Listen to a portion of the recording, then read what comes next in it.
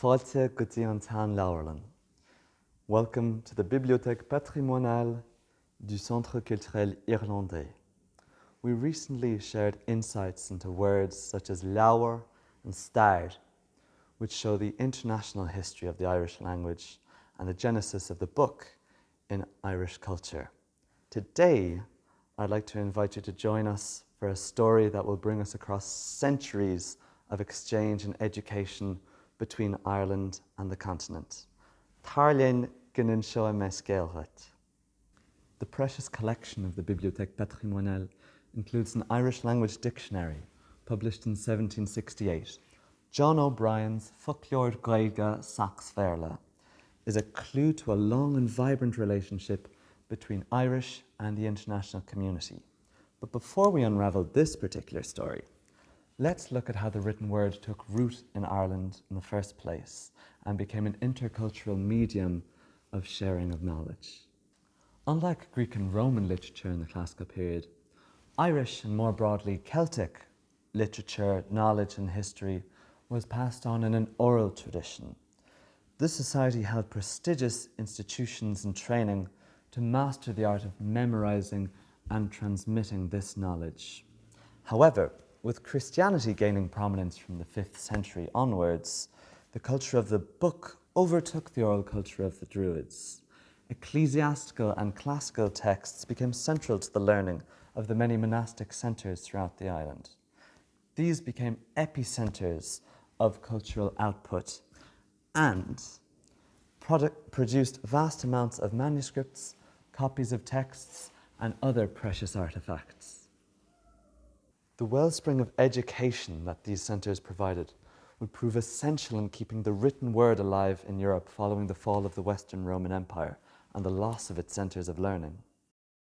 In a fascinating twist of fate, Irish scholars are lauded for having brought the manuscript textual tradition and written learning back to continental Europe after the Roman institutions collapsed. Thanks to these Irish missionaries, in the early Middle Ages, culturally rich monasteries were founded from Luxeuil to Würzburg and from Bobbio to St. Gallen. We can even find some of the oldest written examples of the Irish language in texts that are preserved in these continental monasteries. Likewise in Ireland and abroad, such centres of learning are celebrated for their artistic output throughout the medieval period, particularly in the form of illuminated manuscripts. Though many religious and educational works continue to be written in Latin, we also see the Irish taking a keen interest in the recording of their own language and heritage. Famous mythology and knowledge such as the Táin Bó Cúailnge, the Book of Invasions, and the Din Cheannachas, or Lore of Places, were painstakingly copied and compiled into such precious manuscripts. One famous example of a treasure of Irish lore is the Leabhar Mór Leachan, or Great Book of Lecan, written around the turn of the 15th century and was even sent from Ireland to Paris for safekeeping in perilous times. Leabhar Leachan, the Book of Lecan, a most famous Irish monument found at the College of Lombards in Paris, is the entry to be found in this, our Paris-published dictionary of 1768.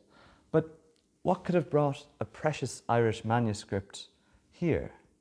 Vicious wars broke out in Ireland and Britain in the 17th century due to the English colonisation and religious conflict, which resulted in many Irish scholars and aristocracy fleeing to continental Europe. This was exacerbated by the penal laws imposed by the colonial government to deprive the Catholic majority of education and land ownership or positions in public office. Unable to pursue their studies at home, the Irish set up colleges all around the continent, including here in Paris. These very streets would have resonated with the Irish language and witnessed Irish scholars engaging with an international community. Here in the Latin Quarter, where the Collège des Lombards was granted to the Irish collegiate community and became the Collège des Irlandais, Coláiste na Gaeilge. With Ireland racked by war and instability, the safety of repositories of knowledge such as these manuscripts was clearly at risk.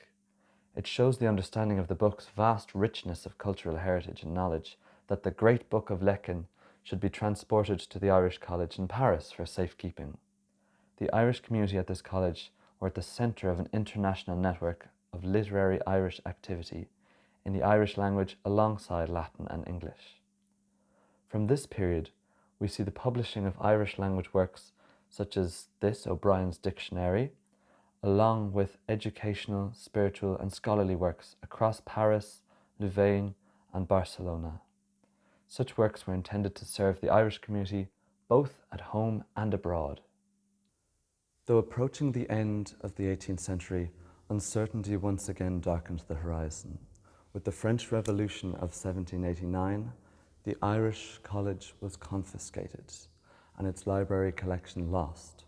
Fortunately, the previously mentioned Book of Lecan was transported back to Ireland for its safekeeping, where the penal laws were gradually being removed.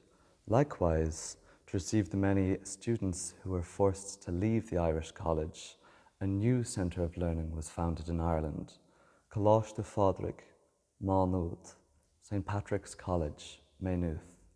This was a new step in the partnership of seats of learning between Ireland and France, and over the next 200 years, we see international communities exchanging and cooperating in the arts and in education.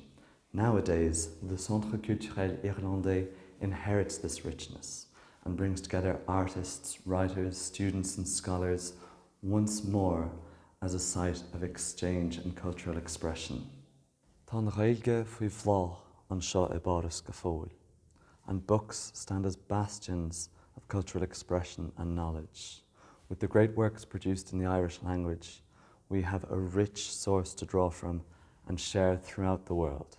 As part of this year's St. Patrick's Festival, we even had the chance to work with local schools and teach traditional Irish songs to the local children of this historical quarter of Paris, supporting the release of the Didier Jeunesse book, Berceuses et Cantines d'Irlande.